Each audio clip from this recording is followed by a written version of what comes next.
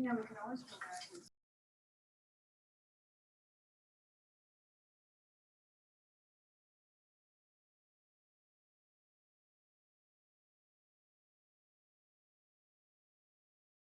About 90 people, so I might give All right. Yeah. We'll miss you. Our intel is that all remnants of Hizbal Shaheen have gone.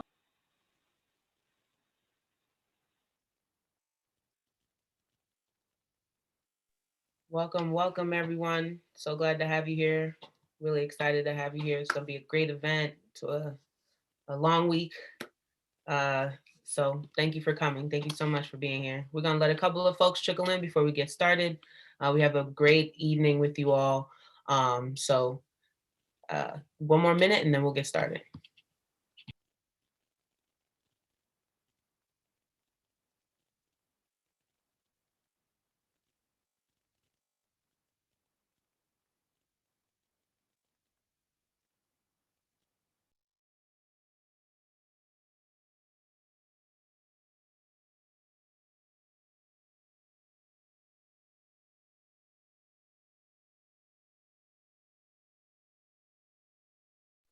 All right.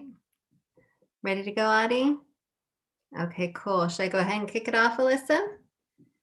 All right, we may have more people join us, but I'm going to go ahead and get us started. I'm Leslie Montgomery with the Green Building Alliance team here. Welcome to our Divine Nine panel discussion tonight. This is a partnered event that we're doing between Green Building Alliance and the Shout student group. And so you'll hear more about Shout in just a second, but here at Green Building Alliance, we have our Inspire Speaker Series team and our Green and Healthy Schools Academy team supporting the event here. And at GBA, we just envision a world where every building and every community is sustainable so that every person can thrive. And we work towards that in everything that we do. And this is an event that we're incredibly excited about. We're so happy about the partnership with Dr. Herring and the Shout students. And at this point, I think we'll kick it off and I'll hand it over to one of your hosts for the evening, Alyssa Lyon. Good evening, everyone. I want to echo Leslie's excitement sentiments. My name is Alyssa Lyon. I am Green Building Alliance's Sustainable Communities Director. I am also a member of Delta Sigma Theta Sorority Incorporated. So very excited about this collaboration, very excited to work with the Shout students. So you will be hearing from them, collaborating with them, talking with them more today. What I want to do is have them introduce themselves, starting with a popcorn of who they are, starting with Mia, who's an 11th grader from South Fayette High School and a Shout member. So Mia, tell us your name, tell us your grade, and tell us what your favorite candy is. Hi, thank you. Like she said, I am Mia. I am an 11th grader from South Fayette High School. I am the social media director at the SF Shout chapter, and I am very excited to be here tonight. My favorite candy is probably a Twix, but it has to be the right Twix and not the left Twix. It's a weird difference for me.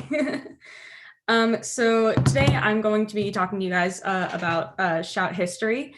Shout was started by our two founding members, Yamini Yukuri and Burfin Birkin. I believe that's how you pronounce her name. They both saw some issues within our school and thought it needed to be fixed. So they started a meeting with our very own Dr. Herring, who is the director of DEI, Diversity, Equity, and Inclusion within our school district. And brainstorming, and they came up with the great idea for a club called SDLC, now Shout. SDLC Shout has grown into this incredible organization. It started out with 8 original members and has grown into, I believe, around 50 members in the Shout in the South Fayette chapter alone. We have done multiple events, like we do a Handprints Heal Footprints event annually, and we had a BLM rally last summer, and we also have done a privilege walk and many more events. And now we're here doing our Divine Nine event, and we are very, very excited to be doing so. I'm going to hand it over to our next facilitator to introduce themselves for the night. Hi, I'm Rashika Samrati. I'm a freshman and my favorite type of candy is a Sour Patch Kids. Hi, I'm Chloe Sheeter and I'm in 8th grade, and I think my favorite candy would probably be a Reese's Cup. Hi, my name is Samiha Salim. I am an 8th grader and my favorite candy is a Sour Skittles. Hi, I'm Grace Howard. I'm in 10th grade, and my favorite candy is definitely gummy bears. And I'm going to hand it off to Dr. Herring. Hello, everyone. Super excited to be here. Just flat out, being the Greek and everything. I'm just pumped up. So anyway, my name is Dr. Chuck Herring, and I am the director of Diversity, Equity, and Inclusion at South Fayette Township School District. And I'm also the advisor for the SHOUT group, which stands for Social Handprints Overcoming Unjust Treatment. I am also a member of Alpha Phi Alpha Fraternity Incorporated, and I pledged in spring '87, which was back in the 1900s for you young people. Xi Mu chapter. My favorite candy would probably be peanut M&Ms. And again, just super excited about being here. So now what I'm going to do is just explain to you a little bit about how SHOUT and Green Building Alliance came together. We actually, about 4 or 5 years ago, I was a part of the Green and Healthy Schools Initiative. It was a 2-year cohort at the time with several school districts from West Virginia, Ohio, and Pennsylvania. And we went through this 2-year program to learn about sustainability in schools. And it's not what you think. I was thinking that it was all about recycling and stuff, but it was a lot more about environmental and social justice, which really, had me super excited. So in the between time, met the whole crew from the GBA. Just so happened that we really resonated with one another, and we began to work together, particularly through the Inspired Speaker Series. They would bring in every year, actually every month, they would bring in national and local speakers, and I began attending those events. And eventually they had me speak at those events, and eventually they had me hosting those events. So I figured that we should probably start doing something with the kids. And so I was like, why don't we do something, a young adults version of the Inspired Speaker Series? They thought it was a great idea. And this is actually our 3rd event. We had the Religions of the World. We had our big book release. We're going to talk about that a little bit later on about the book. And now we're on our Divine 9. So right now, what I'm going to do is, instead of having everyone on the panel just talk about their organization, and just going through 9 different people talking about their organization, we actually put together a video, about 10 minutes, of the National Panhellenic Council and each one of the 9 organizations that belongs to it. So I'm going to ask Ms. Montgomery to go ahead and share that video now. Okay, here I go. Give me 1 second. But while you're doing that, I'm going to shuffle. It's too late.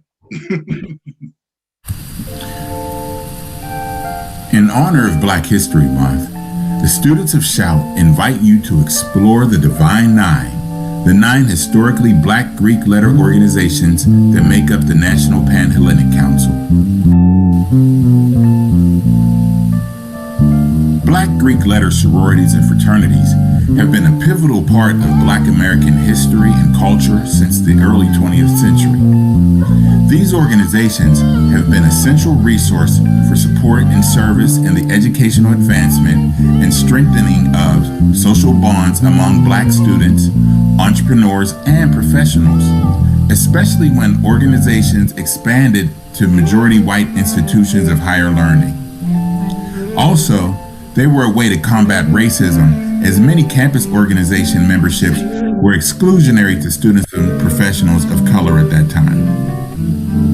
The pioneer Black Greek letter organizations have become known as the Divine 9, and among their ranks have been some of the most influential leaders of color in healthcare, fashion, business, global affairs, civil rights, politics, and more. Among the ranks of the Black fraternities are leaders from W.E.B. Du Bois, Martin Luther King Jr., and Dr. Carter G. Woodson to Hill Harper, Al Roker, Emmett Smith, Bob Johnson, and Robert Smith, and hundreds of thousands more. And the sororities boast an impressive roster of sorors as well, from Vice President Kamala Harris, Maya Angelou, Shirley Chisholm, and Loretta Lynch to Nikki Giovanni, Soledad O'Brien, MC Lyte, Aretha Franklin, and many more.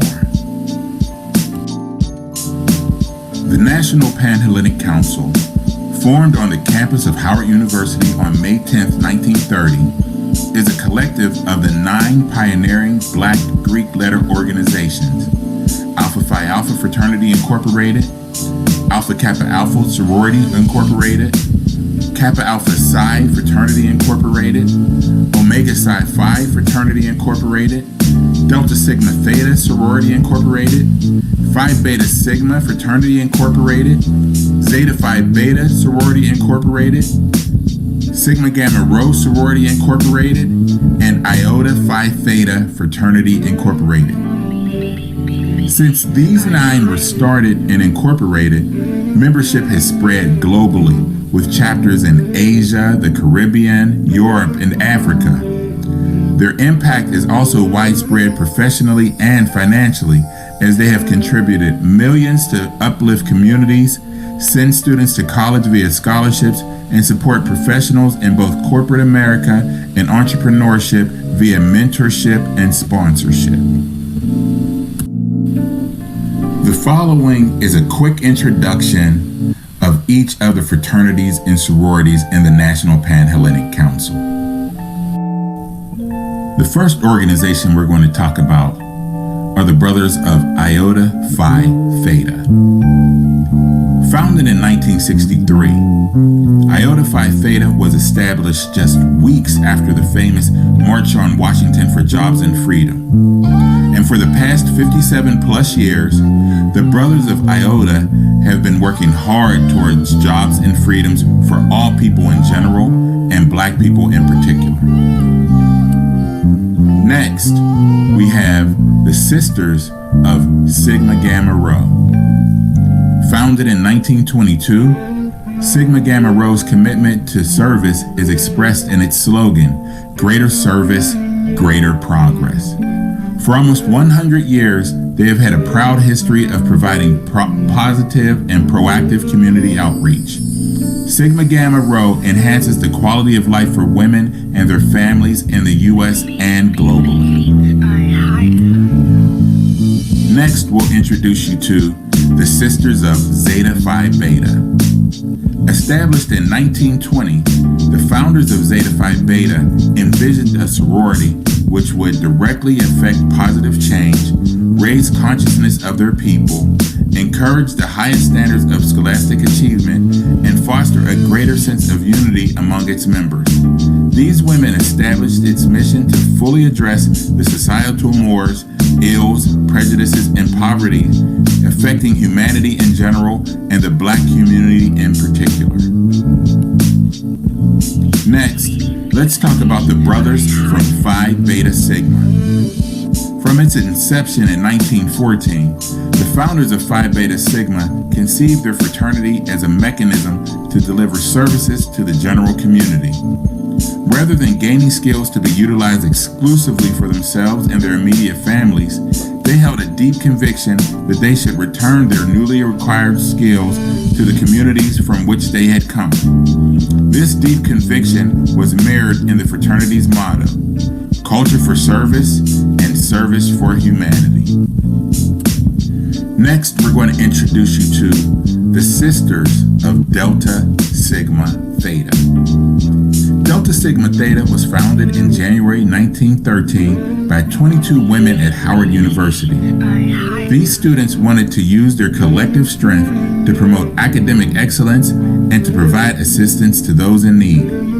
In March of 1913, the founders of Delta Sigma Theta Sorority Incorporated performed their first public act. They participated in the Women's Suffrage March in Washington, D.C. And because of their support, women earned the right to vote in 1920. Unfortunately, Black women didn't get their right to vote until the Voting Rights Act.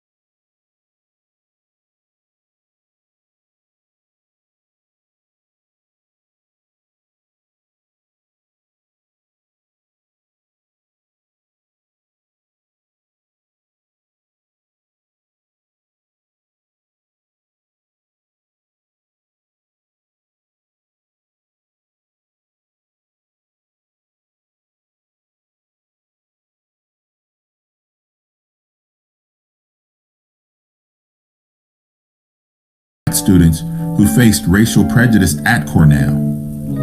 The founders and early leaders of the fraternity succeeded in laying a firm foundation for Alpha Phi Alpha's principles of scholarship, fellowship, good character, and the uplifting of humanity, which is encapsulated in their motto, first of all, servants of all, we shall transcend all.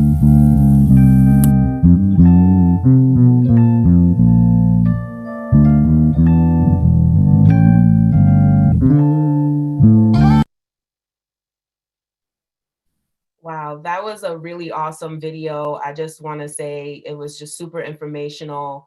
If it was a great glimpse into the snapshot. We figured, guys, there are 9 people here today. We'd be here all night and tomorrow and next week talking about the greatness of all of our organizations, but we wanted to give you a glimpse, and we also wanted to give you a personal opportunity to talk to the folks on this call. So we're gonna get right into it, and I see we're on time here. So Dr. Herring, thank you so much. That was an amazing video. I wanna move on to introducing our panelists that we have here today, and we're gonna jump into a quick panel Q&A. So starting with Alpha Phi Alpha Fraternity Incorporated, we have Sean McCaskill joining us. From Alpha Kappa Alpha Sorority Incorporated, we have Tanya Riley Gilbert joining us. Feel free if you'd like to wave so folks can pinpoint you on their screen. From Kappa, woo, Kappa Alpha Psi Fraternity Incorporated. We have Dr. Clyde Pickett here with us. From Omega Psi Phi Fraternity Incorporated, we have Dr. Ramon Hart. From Delta Sigma Theta Sorority Incorporated, we have Sharonda Hill. From Phi Beta Sigma Fraternity Incorporated, we have Dr. Vernon Simmons. From Zeta Phi Beta Sorority Incorporated, we have Andy James. From Sigma Gamma Rho Sorority Incorporated, we have Laisha Bishop. And last but not least, from Iota Phi Theta Fraternity Incorporated, we have Ryan Scott. Thank you all for being here. We're so excited to talk to you today. You look lovely in your array of paraphernalia. So we're glad that you were able to come in and join us today. Dr. Herring, would you like to kick it off with the first question? Thank you so much. I was feeling very Erykah Badu-ish of that video. You know, I'm an artist and I'm sensitive about my stuff. So I'm really glad that you guys liked it. So thank you so much. But the first question, I am going to actually lead off with, I'm going to go just in order of, right now I'm going to go to the sororities, and I'm going to go with my sister cousin. I'm going to go to Ms. Tanya Riley Gilbert, and I'm going to ask this question of you. And I'm going to open it up to everyone, but right now I'm just going to start with you, Tom. Can you explain the role of Black Greek letter organizations in American history? I believe the role of Black Greek organizations in American history, it was almost like a trailblazing move in a time when it was difficult to be admitted to universities as a Black or brown person, or even to be given opportunities while at a university. And so admission was the beginning of the issue, was that we had to start our own universities because of segregation, of course. And so when those historically Black colleges and universities started, it was a way of bonding, a way of starting a sisterhood and a brotherhood. And I believe that as that started, it was a way of kind of strengthening us in numbers, but also allowing us to heal. You know, we were able to heal one another and find commonalities and find similarities, but also find our strength as well. And I believe that those organizations helped many, African Americans get through school because of so many difficulties and so much adversity that they were faced with at the time. Wow, thank you very much.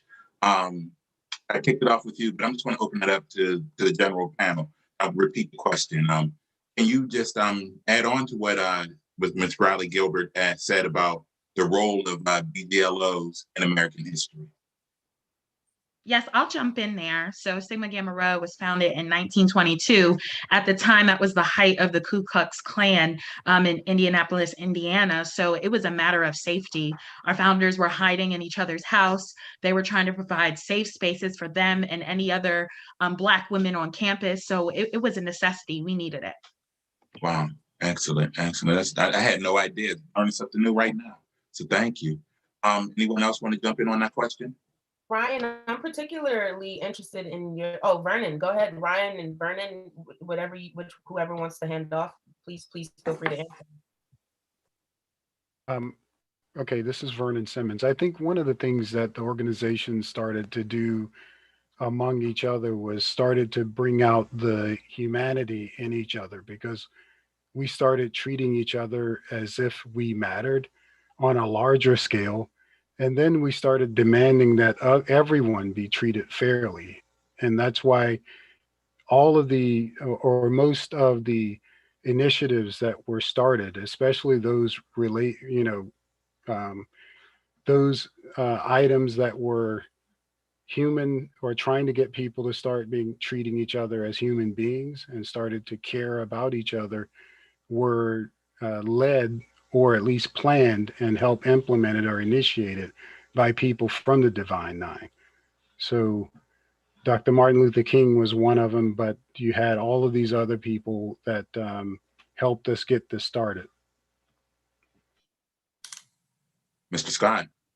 Yes, and greetings and good evening. My name is Ryan Scott with Iota Phi Theta Fraternity Incorporated. I wanted to, I guess one of the biggest things I think in American history for IOTA in particular is we were founded long after a lot of the fraternities and sororities. So we were founded during the Civil Rights Movement, as was shown in the video. So just 3 short weeks after the March on Washington and the Martin Luther King I Have a Dream speech, there were non-traditional students in less than 50 miles away in Baltimore at Morgan State College, now known as Morgan State University, that had a vision and a dream. And in a time of racial turmoil and injustice as we are today, they knew that they felt like there was more that could be done. So they formed an organization, 12 honorable men who sat on the steps of Hurt Gymnasium at Morgan State College with a vision and a dream to help change the world and join our brothers and sisters here from each respective organization. Awesome. Thank you. Thank you so much. Oh, Sharonda, do I hear you? Yeah, I was going to say, while we did actually gain access to education on the colleges at historically Black colleges and universities, it was not just being there was enough to keep everyone content. It was about banding together to go further and beyond that, to have a collective on working together to move our culture, move our society, move folks into a better place and a better space. And so it wasn't just talking about being a part of a movement, it was about moving on that as well. And Delta Sigma Theta Sorority Incorporated was founded in 1913 when the first public act of the organization was participating in the women's suffrage march. And so that was also very pivotal in the impact that African-American women and women in general had within the history and the context of shaping the history of the country. And they didn't stop there, and many of the organizations did not stop there. So banding together in collective pluralistic views was also another thing that was very important when moving forward. I also wanted to share that within the history of global conflict and the fight for freedom, our organizations have been instrumental in military service in this country. Of course, I am a member of Kappa Alpha Psi Fraternity Incorporated, and 7 of our founders answered the call to serve in World War I and were instrumental in being amongst the first Black officers to serve the United States in responding to global conflict. Our founder, John Milton Lee, enjoys the distinction of having been a part of the first battery of Black artillerymen to open up and fire upon enemy in World War I. I also wish to note that upon return to war, obviously, or from war, I should say, we know that our founders and citizens around this country faced incredible odds related to their civil rights, and our founders and our members across all organizations fought for equity and opportunity. One of those fights was in Indiana to amend the constitution of the state to permit Black soldiers to enlist and be a part of the Indiana National Guard. So in thinking about service nationally and globally, our organizations have been front and center. And I want to make sure that we know that's a part of the history of our organizations. Jump in. Yes, if I can jump. Oh, sorry. Do you want all of us to? Oh no, I'll definitely yield to you, Andrea. Go ahead. Thank you, Dr. Hart. I was just going to say, I kind of want to piggyback off of what Soror from Delta Sigma Theta said. Zeta Phi Beta was founded in 1920s, and since the early 1920s, we had hit the ground running to impact human conditions, both nationally and internationally. Starting from the early 1920s, we assisted World War II workers find housing when it was very difficult. In the 70s, we started our Stork's Nest program, which focused on birth defects for African-American women and their kids. And as recently as this year, we started our Get Engaged program, which definitely, I'm sorry, not this year, it's now 2021, but in the last few years, we started our Get Engaged program, which basically had SOARs pull their boots up and actually get out there and impact the community as much as we can. We focused on Black Lives Matter. We partnered with the NAACP just to collaborate on criminal justice and voter education and registration protection efforts. So like all of the organizations, when we see that there is a need in a community, we pull our bootstraps up, bootstraps up and hit the ground running. Dr. Hart, you had a comment? Yes, I was just going to share a little bit. My name is Ramon Hart, and I'm a member of Omega Psi Phi Fraternity Incorporated. Our organization was the first fraternity founded at a historically Black college. We're an organization, just like many of what everyone else has said, we're an organization that has a long tradition of really pouring into, in our case, young Black men. And so we have the values of manhood, scholarship, perseverance, and uplift, which are our cardinal principles, and really just empowering young men to be everything they can be. And so when you think about a lot of the pioneers and trailblazers who have impacted life as we know it today, a lot of them are a part of our organizations, as you can see in that amazing video that you watched. As it relates to Omega, you got Dr. Carter G. Woodson, who's the father of Black history. He established Negro History Week, which is Black History Month as we know it today.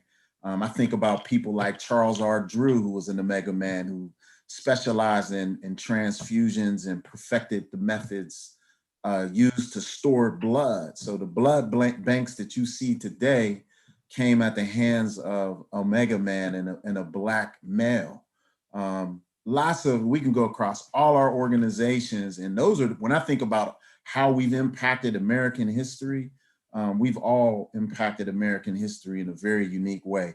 And for the young people, since we got the young people, I know everybody has some J's on their feet. Michael Jordan, Michael Jordan is an Omega man, so you wouldn't have those J's on your feet if it wasn't for an Omega man.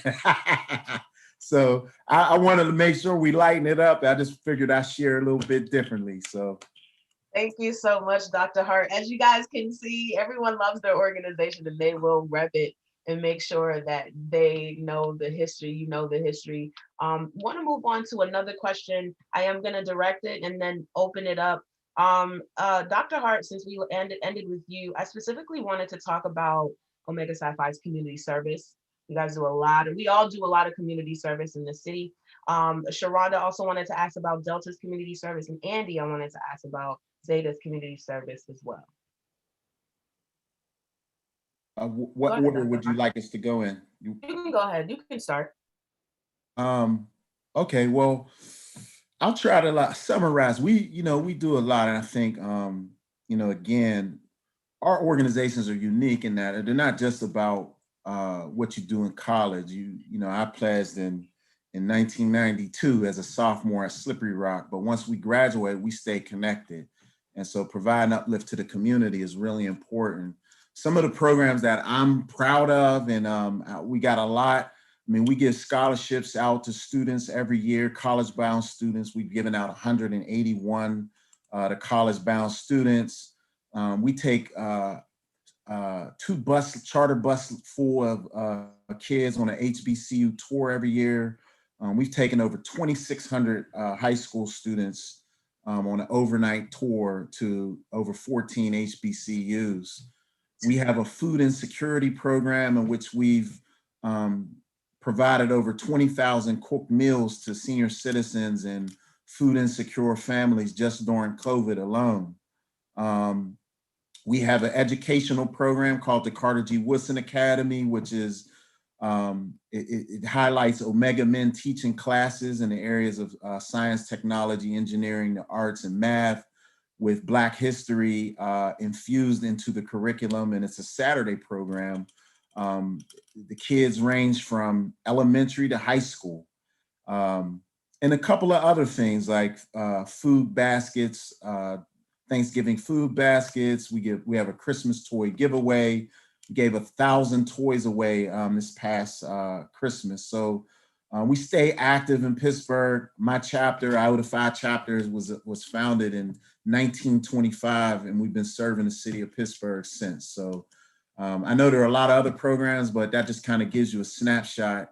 We're very, very committed to giving back to the community and lifting as we climb. Thank you so much. Andy or Sharonda? Okay, yes. As the largest Greek letter organization of African American descent, Delta Sigma Theta Sorority Incorporated has over 900 collegiate and alumni chapters across the world. And so with that, we have developed a 5-point programmatic thrust system for which we use to be able to confront some of the challenges that African American communities face. And with that, the thrusts are educational development, economic development, international awareness and involvement, physical and mental health, as well as political awareness and involvement. And when we hit all of these various thrusts, we seek to put together initiatives that hit that, but also are giving public service within our community for which we have. So many folks have heard of the Delta Gyms. Many folks have heard of the academy that we have as well that serves youth. Amongst that, we also do things that really are enriching for us in our culture. So we have a special affinity with arts within the sorority as well. So we have programs that not only hit those 5 thrusts, but we have programs that hit the cultural arts that we actually enjoy and that we know that we are all really talented at and that the African American culture enjoys. And so from that, we have chapters that will have various, an amalgamation of different programs that will hit those various things. And so, yeah, that's what we do in terms of public service and in terms of having initiatives that hit that for the community. Wow, that sounds like a dynamic organization. Pretty much. Fantastic. I'd say so myself. Wow. Eddie, please tell us about your organization. The host sounds biased to me, but I'm not going to say anything. A little bit. But I love it. I love it. Zeta Phi Beta has many community service initiatives in which we partner with multiple national organizations.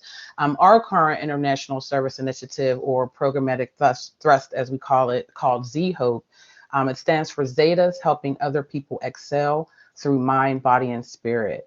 And we focus on 5 target demographics, which are women, men, youth, seniors, and international women. Z-Hope is an outreach program in which chapters provide culturally appropriate informational activities, and we foster collaborative partnerships between community organizations internationally, regionally, and locally. Some of our partnerships include the AARP, March of Dimes, which is one of our main partnerships in which we are one of the top fundraisers. We compete with the Alphas every year, and I think we beat the last couple of years, but I'm not going to say anything. The American Cancer Society, St. Jude's Children's Hospital, and that's just to name a few of the organizations that we work with. Locally, the Lambda Lambda Zeta chapter here in Pittsburgh, which was established in 1982, we've held Zoom discussions that focus on mental health. We all know with the pandemic, that's definitely running prevalent, and we need to focus on that. We've talked about depression in men and women. We've provided meals to essential workers across the city. We've helped distribute food. We've helped distribute food to families across the city, and we continue to raise funds for all of our national partners. Actually, this month we're partnering with the American Heart Association through an initiative called Zetas Have Heart, and we're basically bringing awareness to heart health through various programming, and it includes healthy eating tips, exercising, and general self-care. Thank you so much, Andy. That's really awesome. Want to open the floor up to the other members of the Divine Nine to talk a little bit. Can I interject really quickly? Yeah, I was gonna kick it over to Sean, but yeah, absolutely. Oh, Please go ahead. definitely. Yeah, actually, I just wanted to just take this really quickly, just because I want to say thank you so much, Ms. Lyon, for leading up to this and allowing me to do this. I'm really excited to have my brother, young man I've known for 30 plus years, on the call, Mr. Sean McCaskill. And he was running a little bit late, which is not like Alpha, because as Dr. Ball used to say to us all the time, punctuality is key. But I'm going to have him explain to you, because it dovetails exactly into what we were just talking about. So, Brother McCaskill, Mike is yours. But I'm going to, one more caveat. I'm going to say, be quick, but don't hurry, because we only have a short amount of time. So handle your business. Yeah, we were asking about community service, so please feel free. You're muted, sir.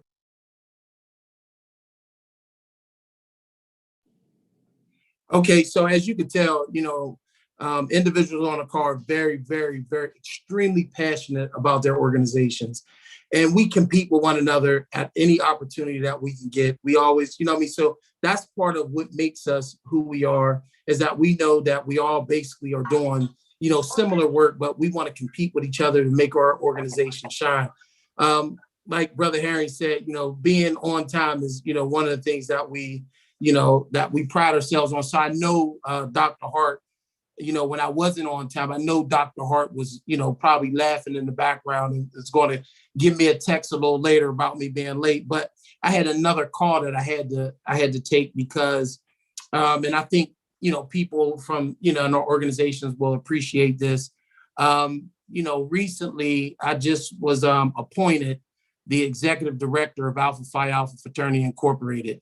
So I will be, in charge of our whole fraternity, working along with our general president and all the chapters, around, we are an international chapter because, we have chapters in Africa. I established 2 chapters in Africa, one in London. I have a chapter in Bermuda, I have a chapter over in Seoul, Korea. So again, it's one of those things like now, I had to, take that call because I had to meet with the board and things like that in order to, confirm everything, but it'll be official sometime next week. Will a letter go out? So you guys are the first ones to kind of hear it, so the beauty about this is, I'm from Pittsburgh, I grew up in the Hill District, went to John A. Bashir High School. I joined a fraternity that's in the hills of, I joined a fraternity that's in the mountains of Indiana, University of Pennsylvania, and the Lowell Valley. And to be able to ascend to positions within inside our organization, those are the things that we all strive to do. We're all proud members of our organization. Alpha Phi Alpha was established. And I want you to kind of look at this, in 1906 in Ithaca, New York. This is, think about the time in 1906 in Ithaca, New York, 7 individuals came together and they wanted more from a social studies club, and they wanted to become what they call a fraternity. And now look at us where we are now. Our national programs were really into the community like all the other organizations. I would, push back a little bit about the Zetas beating us with the March of Dimes, but, it's okay. I'll give her shine. I'll give, to the ladies out there, it's okay. But here in the city, when you start looking at these organizations, this is what I want everybody to take from. We can brag about organizations, but when you start talking about people doing the unthinkable things in our society, 9 times out of 10, they belong to one of these organizations. These organizations are about not only saving people in the community's lives, but it saves some of our members' lives. And, I'm passionate, about, a guy like myself. I have, my mentor is an Alpha. There's 2 men in this country that's raised over $100 million. That's President Obama and Harry E. Johnson. Why is Harry E. Johnson so important? Because Harry E. Johnson raised over $137 million to build the memorial, the Dr. King Memorial down in Washington, D.C. There will never ever be another memorial because there's no more space down at the, at the Capitol for, to build anything. So, and that's my mentor. These are the things that our organizations bring to the table, is giving light to where there's darkness. That's what we do. We go into those places where nobody else want to go, and we're going to shine our light to help everybody else out. And that's what these organizations are all about. This platform of us being able to discuss, our organizations, it's really about the network, that ROI, that return on investment, us coming together collectively, seeing the need, and we're going to help out the downtrodden, about, academic excellence and, and things that we do in our communities. That's what it's truly all about. All the other stuff, is, things that we do. But at the end of the day, the core of all of our organizations is we're all about helping out the downtrodden, the people that had that we believe are the ones that don't have a voice.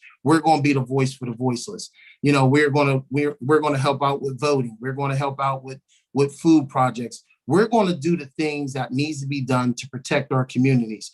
And I always say this, things will get better in the Black community when those who know better find the courage to do better. And that's our organizations. Our organizations need to be the voices that's out there, that's leading the charge, to make sure that things change in our society. So with that, I'll take some questions whenever we have our questions, and then we can really start to compete about whose organization, is really rocking and rolling.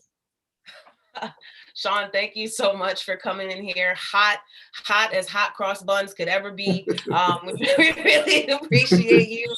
And we congratulate you. There's a lot of congratulations in the chat. So thank you so much for being here. There was something that you started to point at, talking about the value of being a part of predominantly Black Greek letter organizations. I'd like to ask a question to Dr. Clyde Pickett and Lee. What do you find the value of being a predominantly Black Greek organization or predominantly Black organization at all? It seems a little bit far-fetched. It seems a little bit right. It seems a little bit crazy. What is the value in this network, as Sean kind of put it as well? I'm curious, Dr. Pickett, Lee, and then we can open it up as well. Lee, I'll let you go first, and then I'll weigh in and give you my thoughts. Okay, so again, my name is Laisha. Some people know me as Lee, don't be confused. But the value for me is 100% first and foremost my sorors, right? So whenever I'm applying for a job, whenever I'm thinking about, I just want somebody to read over a resume, I'm a grant writer, I want to throw an idea by someone, my sorors are so supportive. And in my career here in Pittsburgh, it has not been just members of my own sorority that has helped me. It has been members of the D9 that wanted Black people to come together, wanted Black people to win, wanted Black people to soar, and wanted us to be in these really high places. So I like that you said, Sean, congratulations, by the way, that 9 times out of 10, it's people in the Divine Nine that are doing big things. When you're seeing 40 under 40 Black people in Pittsburgh, they're members of the D9, right? When you're seeing people create businesses, or when you're seeing people ask for grant writers or business owners, they're looking to the Divine Nine. They're looking to people who look like them to help advance them. And for me, that has been the value. Yeah, I echo those thoughts. I think it's important for us to reflect on the connection that we have to each other and how we are a resource to each other. In coming to my role back to Pittsburgh, certainly members of my fraternity have been critical in helping with that transition and providing opportunities as I get plugged back into the community. And I think one of the things to recognize and to realize is being a part of this organization means you now have connection all over the world. So as was highlighted, we have connections all over the world. So I've been fortunate to touch down in London and connect with my fraternity brothers there, to go to Bermuda and touch down and connect with my fraternity brothers there, and to really have a sense of connection no matter where you go. And if the unfortunate should happen and you find yourself in a bad position, you can reach out to people who you know will have your best interest in mind, who will support you and help you navigate those rough waters and situations. So, I say candidly, it's phenomenal to have that network. And the reality is, because of the camaraderie associated with all of these organizations, we have a connection across the different groups. there's not any situation where in most situations, we can't reach out to one another across the organizations and support each other and be empowered and to move each other forward. And that's amazing. And we do that not only for ourselves, but the entire community. Thank you, Dr. Pickett. Tanya, I see you have your hand raised. Yeah, I'm feeling all fuzzy. But, you know, I think about the camaraderie between the sororities and fraternities, and it just made me want to just jump out of my seat when I think about Kamala Harris. You know, she was an AKA, you know, we went from 9 members at Howard University in 1908. We're already approaching 300,000 members. You know, we've got 1,200 chapters. We're in 55 different nations, you know, so it's so big, it's massive. And I think about the power that she had behind her as a Greek letter organization member to help her achieve the vice presidency. And I was reminded of the stroll to the polls, you know, and I actually worked the polls this year. And I was just overjoyed standing there, you know, passing out the voter sheets, but I would see the alphas walk up and the AKAs walk up and the deltas walked up and the zetas. And I'm like, hey, you know, we're high-fiving at the polls. And, you know, and it's exciting to see that networking and just the power that comes with the numbers, you know, but just mentoring, you know, mentoring one another. And as a member myself, I've been a mentor, but I've also been mentored, you know, so I believe that we have there's a lot of value, you know, in being a member of a Greek letter organization. The networking is incredible. Thank you so much, Tanya. We really appreciate that. Want to leave it open for any other comments real quick before I hand it over to Dr. Herring to lead us into the next part of our agenda. All right, Dr. Herring. So I think one of the things that you're starting to hear is the network, right? I think, you know, and we all had to evolve into that networking piece. If you're looking for a job, you know, the first thing you should do is tap into your network. You know, if I'm looking at anything, I'm looking at if there's a member of my organization on the board. And then if there's a member of Omega Psi Phi that's on the board, I'm going to call Dr. Hart and ask Dr. Hart, do we have a connection with the individual that's on that board? You know, life is about connections, and no one becomes successful on their own. You need some type of help. And this is what these organizations are. You know, when we start to utilize the network, even leaving, like when the AKs and the alphas and the deltas all come together, of the Divine Nine comes together and we start utilizing all our networks, like especially like during this presidential election, you can best believe there's favors that need to be given back to these organizations, because those organizations help get people to the polls to help this, you know, the unthinkable happen. So again, being a part of our organization is a serious matter. It's not something that we take lightly. This is a life commitment. This isn't something that you just sign on for college and then you're done with it. This is forever. I'm a life member of Alpha Phi Alpha. You know, to the day I die, you know, probably on my casket, I'll probably be buried in a black and gold casket. My headstone will be in black and gold with Alpha Phi Alpha somewhere on there. This is a lifelong commitment. This is who we are. We love our organizations, but we love giving back to our communities even more. So that's the passion about what we do. And networking, it will help each and every one of you. And again, we're not, you know, we're predominantly, you know, we have, you know, people of other nationalities in our organizations, but we're predominantly Black organizations. But again, the love and the passion, and the network, and the things that you can benefit from it, wow, whatever you invest in, you know, you're going to receive a return on your investment. Thank you so much. Thank you, sir. Thank you so much. Before we break out into the other, we go into the breakout rooms. First and foremost, again, some powerful answers from everyone. And I want to just say, you know, just thinking about what we have on this call, talking about reaching across our network, I know that, you know, there's been times when I've reached out to Dr. Hart, and we've had conversations, and he reached out to me about doing some stuff, some DEI stuff for a friend of his. And, you know, talked to Dr. Simmons. I had Dr. Simmons actually come out to South Fayette. And, you know, most people don't know this, but Dr. Simmons is a nuclear physicist. And I had Dr. Simmons come and speak to a group of 4th graders about nuclear fission and how that works. And it's just amazing to me. Dr. Pickett and I, you know, that's my brother. He's my You know, we went through the doctoral program together. So when he was in Minnesota, I reached out to him. But when he came back, we definitely were going to connect. So just reaching across the lines of the fraternities and sororities, this is just what it's all about. We really are one big organization. We just have different chapters of the organization, really and truly, because we're all about the same things. We're all about fraternal and sorority uplift of everyone. So with that, I'm going to go ahead and ask Miss Ellen, Miss Conrad, can you make sure that you just submit everyone into the breakout rooms? And we're just going to go with traditional breakouts. We're going to have AKAs and alphas. We're going to have deltas and Qs. We're going to have zetas and sigmas. And then we're going to have iota, sigma, gamma, rhos, and kappas all together. So with that, we're going to go into our breakout rooms, and then we should see you guys back here in about 20.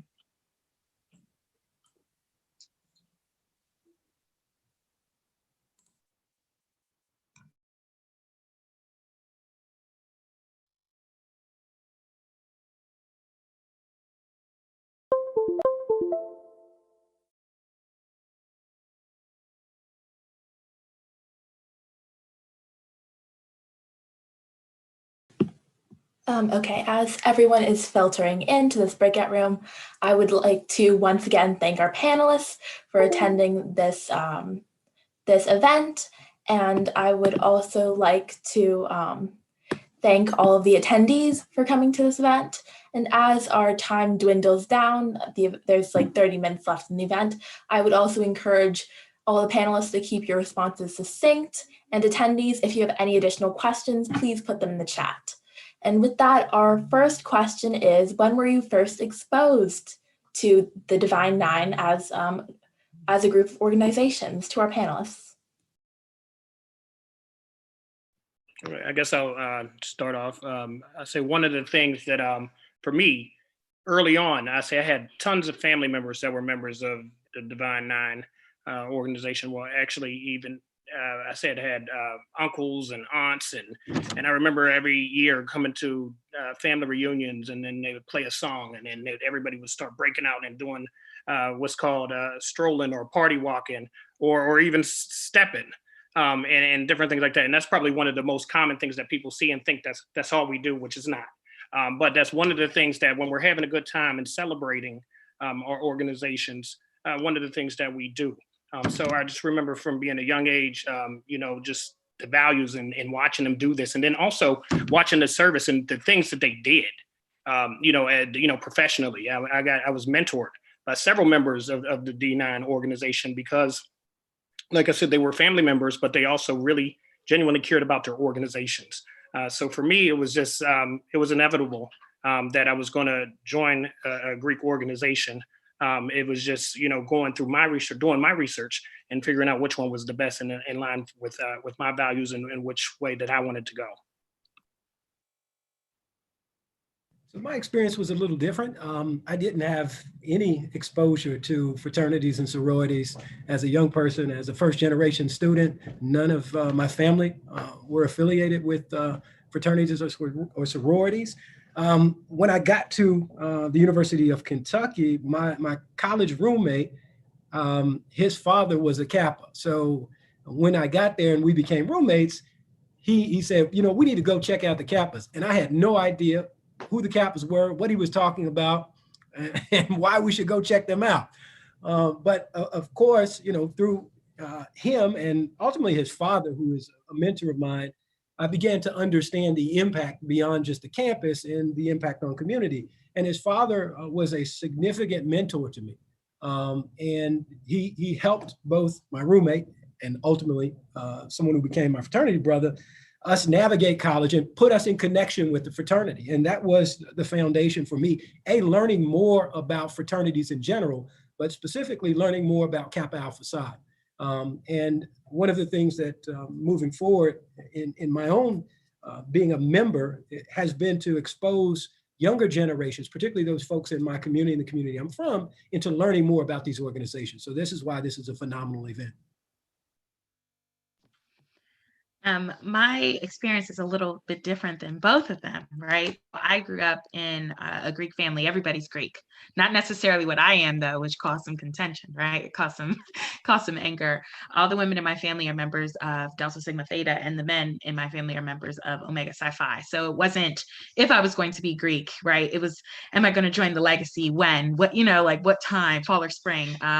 So I went to Lehigh University, predominantly white institution that had a lot of racial issues when I was there. Our multicultural house being vandalized, just a lot going on. I was a junior, so I was a little bit later in my college career when I decided to become Greek.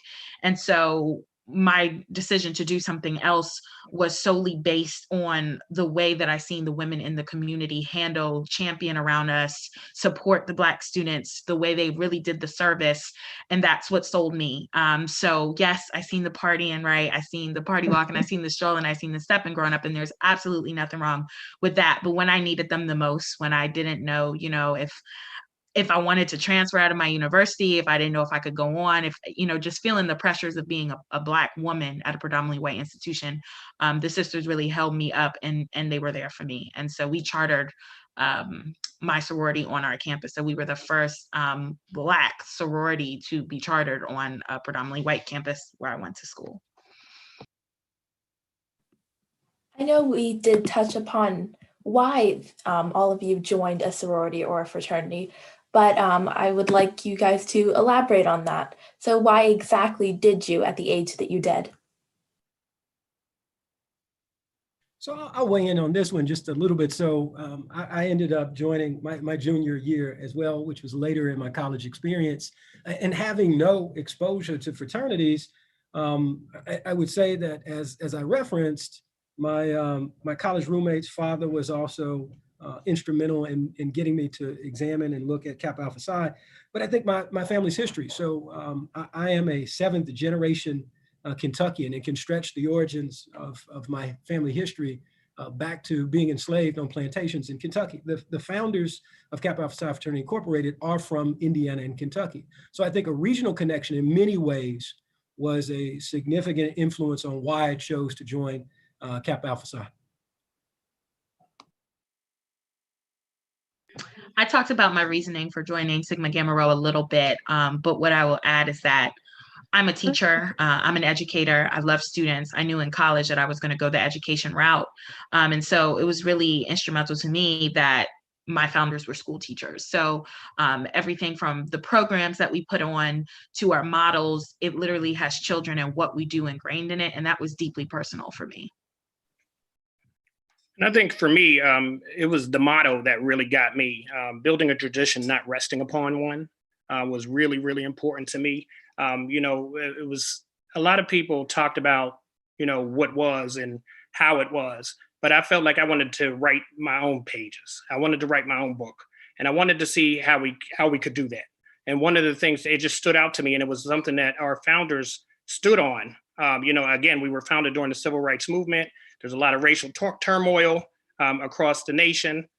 It was just that time to do something a little bit different. And that's one of the things I respected a lot about my organization, is that it was something that was a little bit different. And it was a time where we could really just stand up and promote our individuality while working with the group. The unique thing about our fraternity is that we have 4 of our 12 founders still alive. And that is something that we get a lot of flack from sometimes from fraternity and sororities. But I'll tell you one thing, and I have it actually, my frame just broke today and my son is right next to me. But anyway, I have a framed picture with 5 of the founders when they were living. Some of them have passed on now. But one of the things that I can say is I'm part of the history. I'm part of the history books in such a way that a lot of people would be envious for. I'm sure if you ask any member of the D9 organizations that are here, if they had the opportunity to sit down with the founder and hear about their organization and hear about why they got started, I'm sure everyone would give you a resounding yes, that they would want to do that. So that was key for me, and it's something that I take a lot of pride in. This is coming from a slightly different place, but what is your favorite part about being in your organization?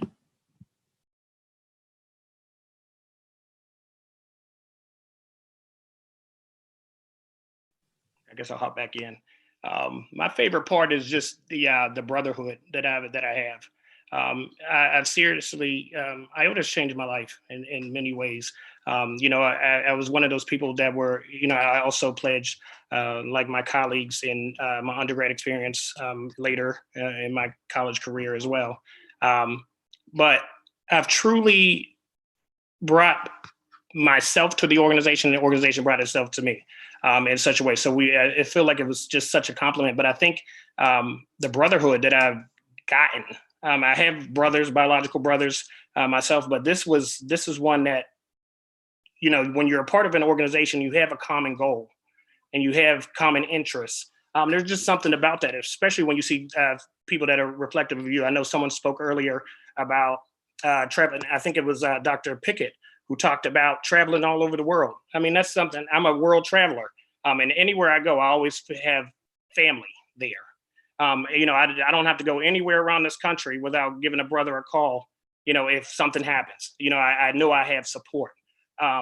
So the brotherhood to me, you can't pay for that. It's something that this is a lifelong commitment. This is something that's not, a lot of other fraternities and sororities that, when you go to a PWI or just for that collegiate experience. And as soon as you graduate, so does you're done with the fraternity or sorority, not with the D9 organizations. This is something that is lifelong and something that we're still growing. And again, across organizations, it's like extended family. So you even have folks even further, like, I work with several different members of the Greek organizations. And we probably on day one of meeting, you would think we knew each other from, since we were little. So, I really enjoy the networking piece of it. And primarily, like I said, the brotherhood. For me, it's the excellence. Growing up, my mom used to say, iron sharpeneth iron.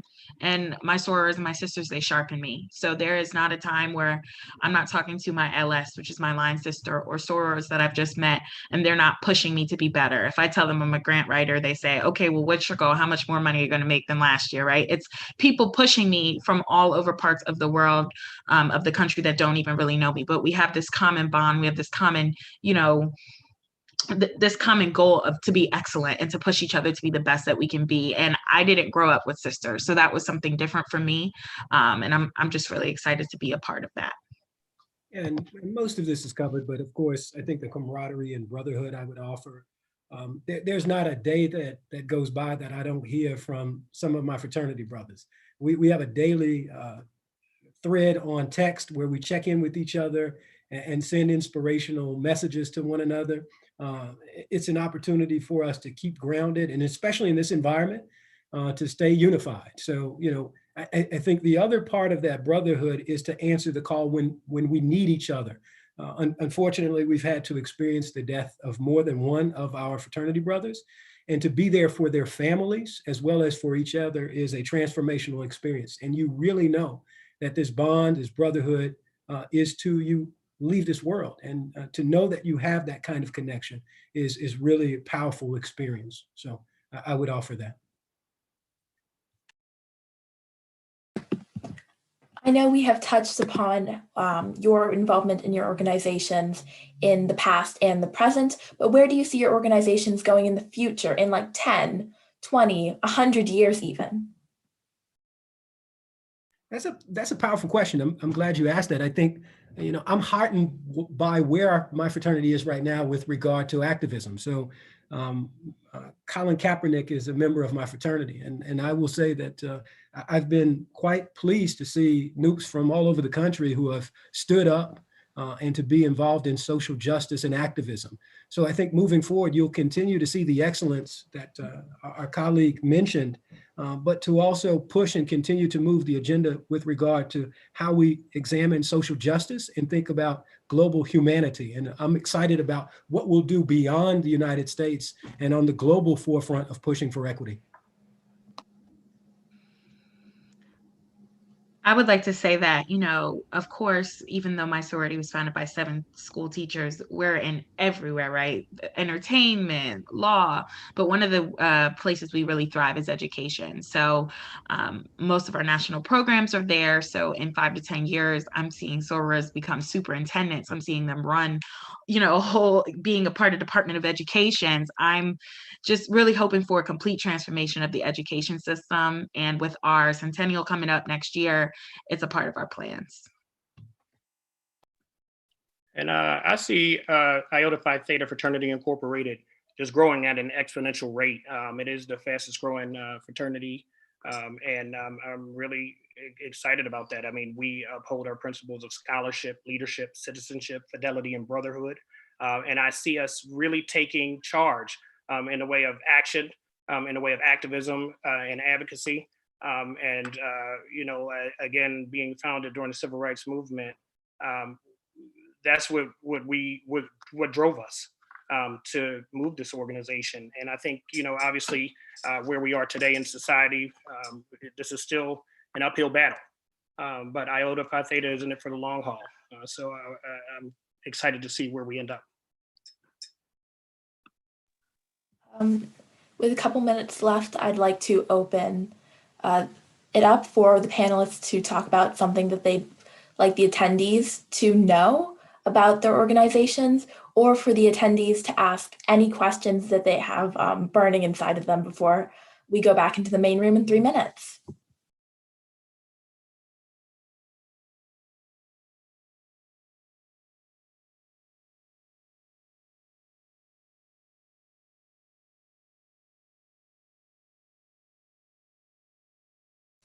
Floor is open for anyone.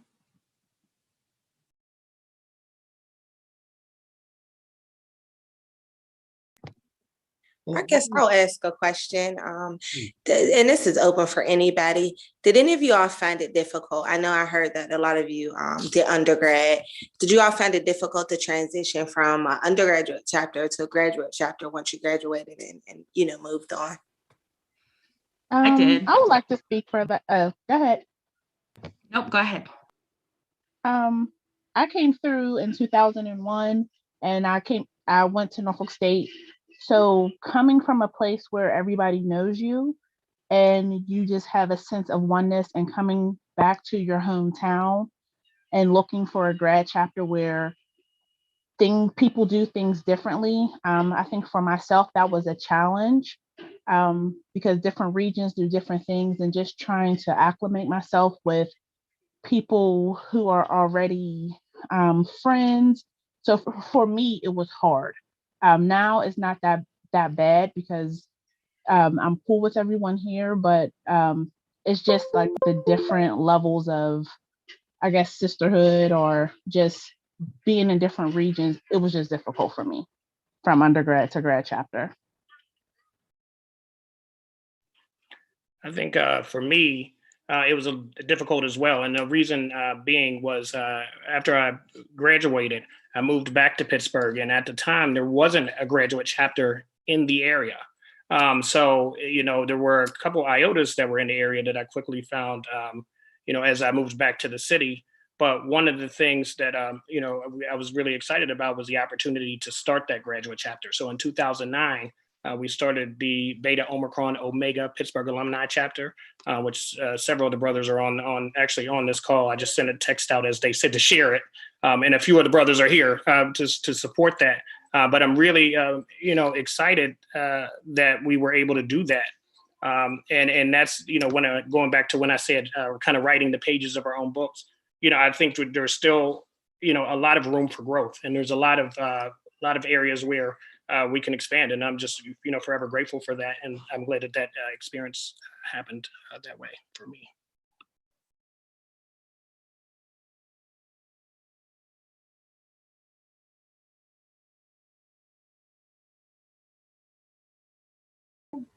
Oh yeah, I'm closing them. It takes you have 36 more seconds, so we'll be back.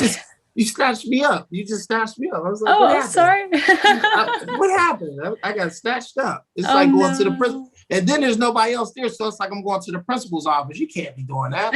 Should have brought me in like third. or fourth. You know, you brought me right in like first, like I did something. You know, be like, Oh yeah. These breakout rooms don't mess around, you know? oh man, you just snatched me up. Oh man. Well, you won't be the only ones snatched up. It looks like we'll have everyone join in a second. Okay. How was the breakout rooms, everybody? Chloe did a great job in ours. A great job, a very good job. Samia was like, good job on answering these questions, but you need to keep Great job, Samia. She kept us in order. You know what? I'm not even surprised. That is her. Where's she at? You wouldn't even think she was an 8th grader. No. Oh, she definitely was telling everybody what to do in the room. Yeah. Where to sit, where to have your hands. I'm sure the students struggle with Mr. McCaskill. What? Keep him in order. Hey, Hart, I got snatched out. She just, I was in the group. The next, you know, I'm in the room by myself. You know, it's like I was going to the principal's office. Thank you all so much for returning to us. We are winding down to our final minutes of this, what seems to be like a nice camaraderie event. Everyone's smiling and looking beautiful. I wanted to open up the floor to any Q&A or any comments, anything you found interesting from the breakout rooms that you had, any other conversations that you had in there. Just want to leave the floor open for that. Whether it's from our presenters, participants, people who are here.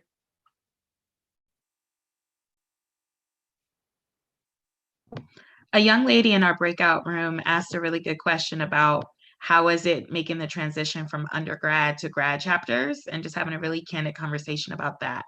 So if anybody wants to speak about that, that was good. Yeah, we had a mild conversation about joining at a later age as opposed to joining undergrad in your teenage years. So would anyone like to speak to that?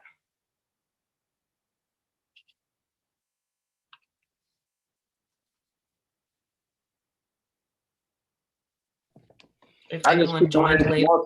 Can y'all hear me? I don't know if y'all can hear me or not. We can hear you.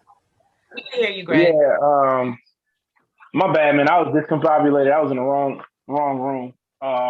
As far as for going from undergrad to grad, I played spring '97 Phi Beta Sigma at Jackson State University, and then I came up here in 2014. I was looking for the Brothers and Sorrows, and next thing I know, I see a woman of a finer womanhood, a Zeta, by the name of Andy. Saw her off, bam. She was like, "Yo, what up, bro?" I was like, "What's happening?" She was like, "Man, where you from?" I was like, "From the South Side. I'm trying to get down. What are Brothers and Sorrows at?" She was like, "Let me hook you up with Brother Vernon." And Brother Vernon, he got me plugged in with the grad chapter up here. I've never ever been in the grad chapter in my life. All I knew was just undergrad, and that was it. So they showed me an entirely different way of life. It's like, nah, bro, you grad now. You ain't got to go out here and set out a step every now and then. So it's way different.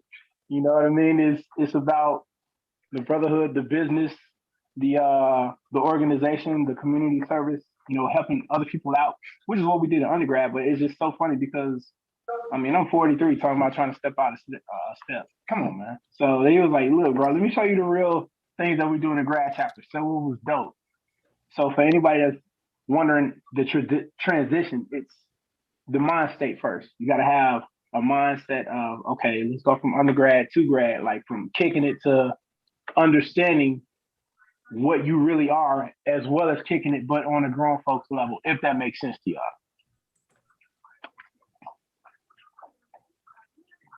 I'll touch on briefly my experience going into a grad chapter. I was pretty young, you know, when I got out of school. I was working. I had relocated by myself, and I was going through a lot just as a single woman, just kind of in a new city. And I met some AKAs, and I remember them inviting me to a gala. And I walked in and they began introducing me to people. And this is Judge Mack, Judge Whitfield. You know, I'm going, wow, Judge King. I met 3 judges just on my way in through the door.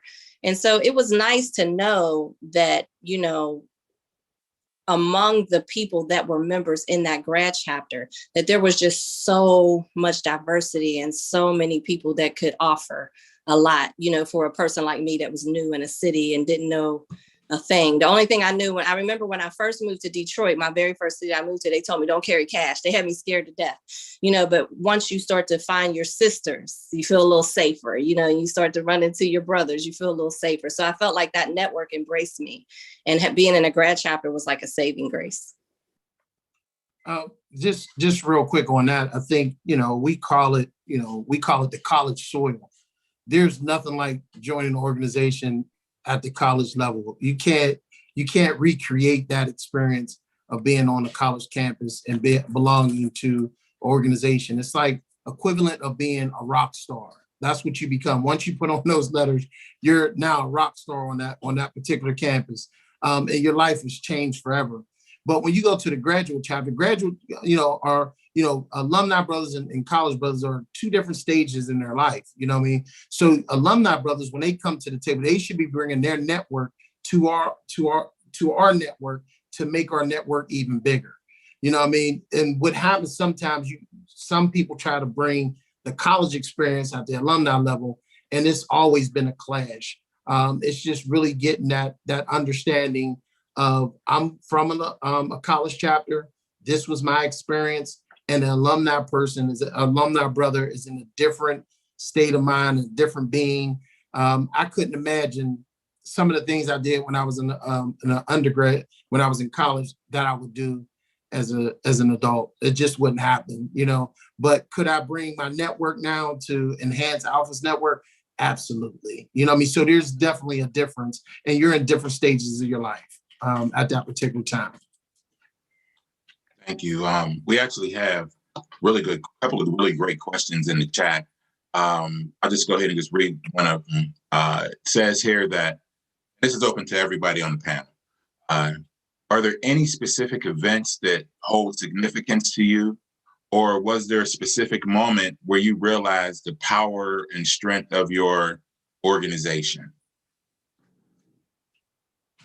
I spoke a little bit about this in my breakout room, but the college I attended, Lehigh University, when I was a student there, we just had a whole bunch of really large things going on, like the purpose vandalism of the Multicultural House. Didn't feel like we were in the year we felt like we were back in the 60s, and we did not have support from the administration. It was scary to be on campus there. And at the time, there were no D9 sororities on campus, and the ladies of Sigma Gamma Rho, without having interest there, without needing to, they were in the area, and they were coming, right? They were protesting, they were making home cooked meals for all of the kids that lived in the Multicultural House, and that's what sealed it for me. And so I'll never forget that moment, because it saved me in college. Wow. It's incredible. Okay, I'll hop in. One of the things to me that was, and I spoke about this also in my last breakout, that was the most impactful was actually, unlike the rest of the fraternities and sororities, we still have 4 of our 12 remaining founders still living. And I've had the opportunity to meet them. And actually, this is a picture of 5. Some of them have passed on since. However, I've had the opportunity to network and learn from them. And I said this also, if anybody, and I'm sure we get a lot of jokes about, you know, our founders still being alive. But one of the things that I think that really excites me and invigorates me is the fact that I actually had that chance, and I'm part of the history books, and I can even tell, once they all are gone, I can talk about my interactions and my interface with people who started an organization in such a time that was troubled in our nation. So I'm really excited about that, and I think that's one of the things that if I have to talk about anything that has changed my perspective of the fraternity is meeting a couple of the founders. Wow, that's incredible. For me, being a Delta, I think one of the big things for me is our participation in the women's suffrage movement.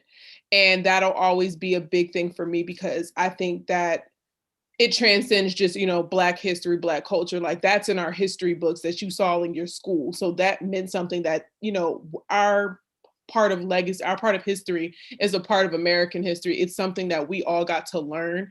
And it just shows just how important our part in history always has been. So I think that was always big for me. And also, Shirley Chisholm being the first Black woman in Congress, as somebody who's interested in law and things like that, that always sat with me because it was like, there we are again, just transcending history and just bringing all of these different parts to American history that everyone has to see, no matter Black, white, whatever.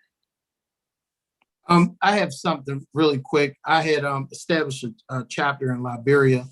So I went to the chartering of the chapter. So I'm in Liberia. And if you understand the history of Liberia in West Africa, and the president at the time of Liberia was an AKA, and she was going through her inauguration.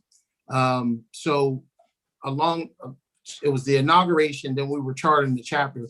And of course, she wanted to be a part of it. So we're charting the chapter. And again, like her security, and if you understand West Africa, when we went, they were like 5 years removed from a civil war. So we're literally riding around with security. Had I known, had I known that they were just fresh off of this, I was, it was a whole different way of just looking at this event. So when we get there, she's there. One of her security guys was, he was standing next to me and we were talking. He said, "Who are you guys?" And I just told him we're Alpha Phi Alpha, give him the normal spiel. He said, "No, who are you guys?" And I said, "Well, why do you ask?" He said, "Because in our country, the vice president and the president are never in the same space at the same time." And when we were there, the vice president of Liberia and the president of Liberia was at our charting ceremony. And that just let me know the power of our fraternity in that particular country. So, and, she was an AKA, what I mean? So it was, and I have a picture, a guy come from humble beginnings, growing up in the Hill District, and I'm sitting next to the president of Liberia. I'm shaking her hand, sitting next to her. It was surreal. And just being on the continent itself, it was a moment just from being a member of my organization. I'll never forget that. Yeah, that is a money clap. That's a money clap. For those of you who can see this, be a shout. We have this thing we call the money clap. When people do something or say something or give us something that's valuable, we clap like wealthy people do. So in our mind's eye, when we see wealthy people clap, they clap like this. So everyone on the call today definitely deserves a money clap because you guys have given us so much value. We only have about 2 minutes left, unless we, you don't mind going over a little bit to answer some more questions. But is there anything that, Alyssa, did you want to ask that other question? Because that was a really good question as well. Or do you want? I wanted to ask one more question that I thought could be a nice personal question for everyone to run through, not in a hurry, but quickly, because it is Thursday and some of us got, Thursday things to attend to. Who is someone in your sorority or your fraternity that you actually look up to? Want to do a quick run through of all 9? And then Dr. Herring, I think it would be good for us to close it out then. Take a second and think about it, or feel free to jump right in. Someone in your fraternity or sorority that you do look up to. Yeah, I'll weigh in here. I talked about this in our breakout groups, and it's an individual who's younger than I am, and that's Colin Kaepernick. I think what he's been able to establish and putting himself out there to be an activist and to bring to the forefront social justice issues is incredibly inspiring. And I think it's also inspired other young people to be more engaged in activism and to push social justice forward. So I would say Brother Kaepernick for sure. That's a great answer, Dr. Pickett. Thank you so much. A lot of people do not know that Colin Kaepernick is a member of Kappa Alpha Psi Fraternity Incorporated. Thank you so much, Dr. Pickett. Anyone else in your sorority or fraternity you look up to? Sure, I'll share. Pittsburgh's a blue collar town, a lot of organized labor. I look up to A. Philip Randolph, who helped found Black unions with the sleeping car porters. So using that blueprint that he founded as Black organized labor got its wings under his work and his tutelage. Thank you so much. Andy, I see you've unmuted. Dr. Hart, I've seen you unmute. Any of our other I have to say, someone I look up to, besides, my local SOARs that I work with on a daily basis, is our 24th International Grand Basilisk, Mary Bro Wright. This woman will walk into a room and light it up, not only with her spirit, just her, the way she's able to mobilize you, the way she's able to just make you feel like, I'm going to go out and do it right now. We're doing this. Like she is just a phenomenal speaker, a phenomenal woman. And I feel like this sisterhood, she was really able to rally us all together. And during her 2 terms as International Grand Basilisk, we definitely accomplished a lot of different things. We got a lot of our Zeta history on point. And I think that is something that's very, very important. So I have to say my 24th International Grand Basilisk, Mary Bro Wright. Thank you so much, Andy. Dr. Hart, I see you've unmuted. Yes, I'll answer it in a couple ways. One, there's a host of Omega men locally that I look up to. I can't even name them all, but just imagine, because I've been in a fraternity since I've been 19, since I was 19. Older Black men have a way of mentoring you like no other, and so to have those men kind of reach me in a different way, and just kind of teach me the ropes and tell me things about myself I might not want to hear. That's very important, and so I look up to them.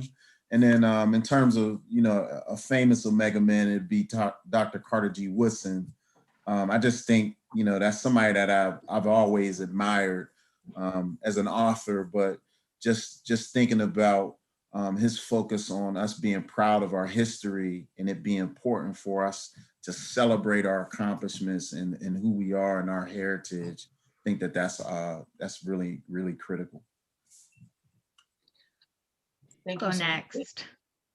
To kind of follow your lead, I have to start with local. All SGROs have something called a Sigma Mom, and your Sigma Mom is with you for life. They require excellence in everything you do.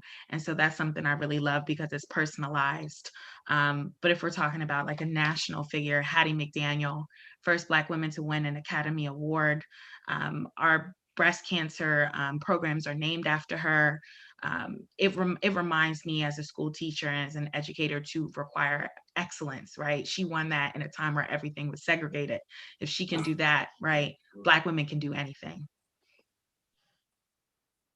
And for me, I would also echo a lot of what my colleagues mentioned about some of their local members of their chapter.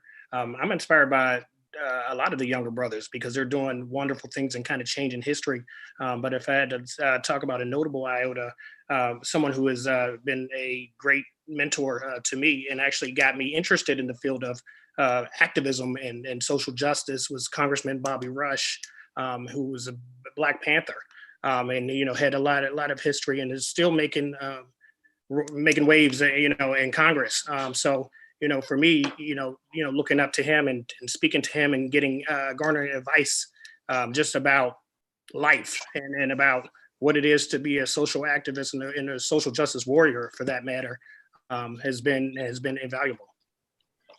I just want to interject really quickly about Bobby Rush. Just correct me if I'm wrong, but he helped found that Chicago chapter of the Black Panther Party with Chairman Fred Hampton. Am I correct? That is correct. And so if you guys are looking for something to find out about history, you can actually take a look at this movie that just came out, up for all kinds of awards, called Judas and the Black Messiah.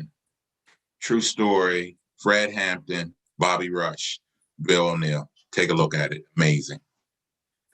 Dr. Herring, you can lead us out. I would personally like to say thank you so much to our Wait, panelists. Melissa, who is your person? Dorothy Irene Height, use her. I have so many women, like someone said, kind of on the call earlier, there have been a lot of women that I just surrounded myself with in college who I said to myself, if these are the women that I want to follow, I want to be just like them. So all the women of Delta Sigma Theta who came before me, but there are women like Shirley Chisholm and Soledad O'Brien who are in the politics sphere and who are all about people. Sora Marsha Fudge is getting ready to be the head of HUD.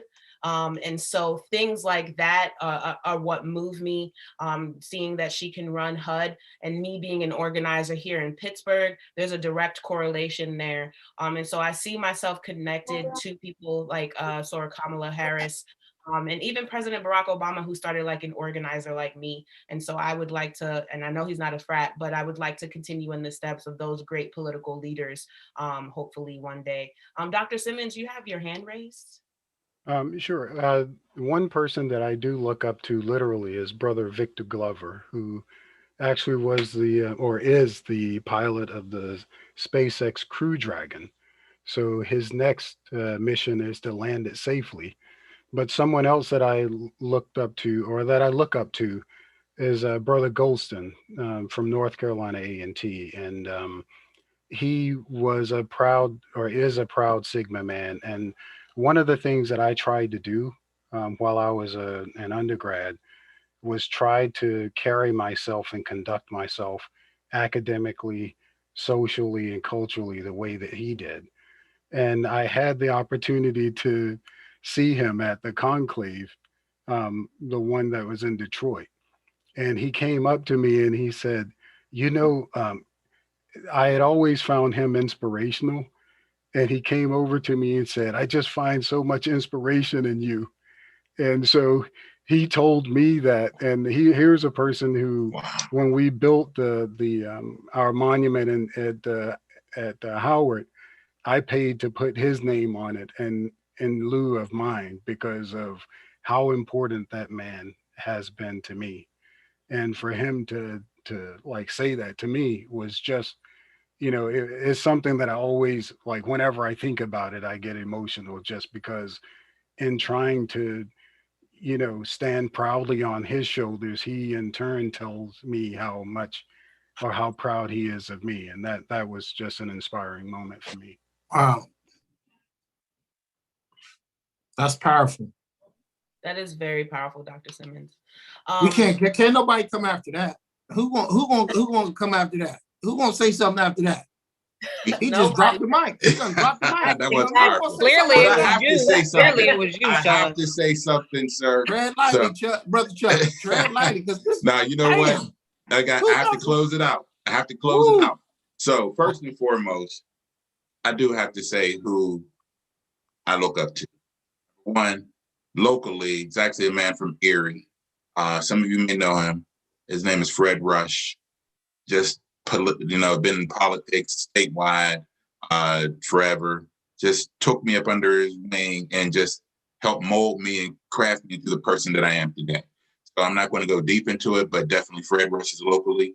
But notable, someone who's actually, we're in the same cohort, same age, pledged the Alpha chapter at Cornell University, is Brother Robert Smith.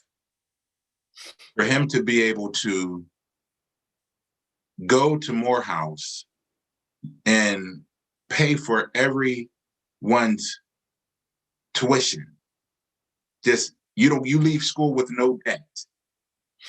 That's one of the most powerful things that I've ever heard of. If I was a billionaire, that's what I would be doing. Just paying for kids to go to school. So those are two people that I look up to. So as we're wrapping this up, first and foremost, I want to give a money clap to all of the panelists once again. You guys were amazing. I want to give a money clap for everyone who came out tonight and you spent your time with us. So definitely time is the most valuable thing you have. So we just want to tell you that we honor that.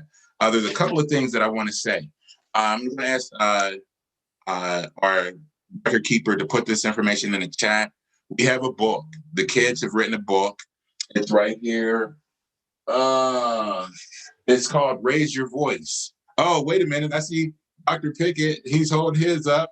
I need my copy. The Story of Shout. We'll have the link in here where you can actually go. We don't have, we're a school district, so we have to go old school, like an order form. But definitely look for the order form if you're interested in this. $20 would really help support our chapter and keep us going. And not all, just our chapter, but all of the Shout chapters. Secondly, the kids, we actually have multiple chapters. Based off of this model, we have built 10 chapters of Shout in the last 6 months. And so what we did was we partnered with another one of our chapters. Oh yeah, that is worth a money clap, definitely. So the Avonworth School District and the South Fayette School District got together and did a podcast. So the first ever Shout podcast is available now. That's going to be placed into the chat as well. So you guys like what you hear here, go ahead and check out the podcast. Click, the like button. Click the bell, subscribe for notifications, the whole 9 yards, so you can definitely be informed when the next all of our podcasts come out. And then finally, if you guys really like what you heard here, next month, Her Story Month. Her Story Month. I want to say that again.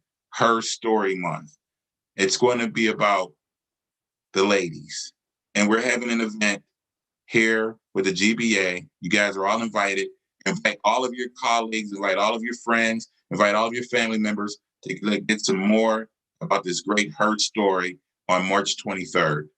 So with that, I am just, again, humbled that you guys came out, and I am just ecstatic that so many of you were able to experience a little bit of what I've been able to experience for the past, I'll be in the fraternity in April, 34 years.